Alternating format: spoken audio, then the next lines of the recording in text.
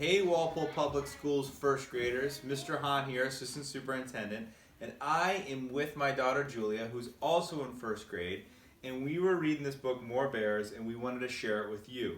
Reading is fun, and reading as a family is even more fun. This story is by Ken Nesbitt, and it's illustrated by Troy Cummings, and it's called More Bears. Once upon a time, there was a story. This story was a lovely story with absolutely no bears in it. Not a single bear anywhere. Then, one day... More bears! What? Who said that? The author of the story looked around the room, wondering where those voices had come from. Were those the voices of children shouting? Then he went back to writing. As I was saying, this story had absolutely no bears at all. The author was very certain about this. More bears! The author tried very, very hard to ignore the children who thought that the story ought to have... More bears! Fine, this story had a bear. It was a cute little baby bear, strolling through the book looking for... More bears! Now hold on a second. The author of this story knew exactly how many bears it should have, and the author insisted there should only be... More bears! 2 bears. There. Happy now, an adorable, cuddly, waddly little baby bear named Mr. Fluffy, and his mama bear, Stella, who always wore a yellow hat. Now it happened that Stella and Mr. Fluffy, like all bears, were especially fond of... More bears! More bears, of course. The author was just thinking that. The author was thinking that just to keep everybody happy, this story should have a papa bear, whose name, by the way, was Captain Picklehead, and a bear named Uncle Sheldon, who was bald and loved to play the ukulele. Now, where were we? Oh, yes. More bears! Stop that! How many bears do you want this story to have anyway? Do you really want to hear about the Bobcat Sam, the bear who rode a pony, and Admiral Hailsham, the English dancing bear, and an excellent Steve, the bear who just wanted to surf? You do? Wow. Why didn't you just say so?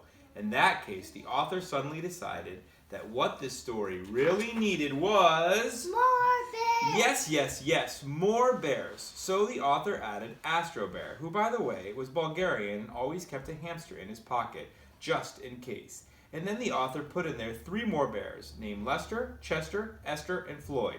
Wait, that's 4. Oh well, 4 is okay, because after all, this story really needed... More bears! It needed a bear named Lucky Eddie who juggled carrots, and a bear named Elba who wasn't very smart and always wore his underpants on the outside of his regular pants, and a bear named 1, 2, 3, which even the author thought was strange for a bear. And since this probably wasn't enough, the author added even... More bears! The author added 6 bears on tiny pink bicycles, 2 bears reading comic books, and 1 bear flying across the page in a cape and a lederhosen, 3 more bears swinging through trees on vines, a bear in a yellow submarine, several bears making cupcakes, an entire team of firefighting bears running across the page with hoses, ladders, and party balloons. There were bears hanging from the top of the page, bears sleeping in the corners, and bears sitting on top of other bears. There were so many bears in the story that they couldn't all fit on the page. It was crowded, too crowded, so crowded that some of the bears started pushing other bears off the page and arguing, which made the author grumpy. And when authors get grumpy, they start rewriting, changing the story.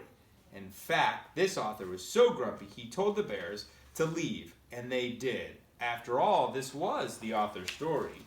They walked off the page, they rode off the page, they swung, surfed, danced, climbed, ran, and even somersaulted off the page. At last, all the bears were gone, and the author smiled. Finally, the author had a story with no bears in it, a lovely story with not a single bear anywhere. Just the way the author wanted it. Because, you see, the author was quite certain that this story should have absolutely... More chickens! Well, thank you everyone for listening to our story. We hope that you're reading at home reading with mom, dad, a grandma, grandpa, or a great friend. But reading is important. Thanks, everyone. Hang in there. Bye.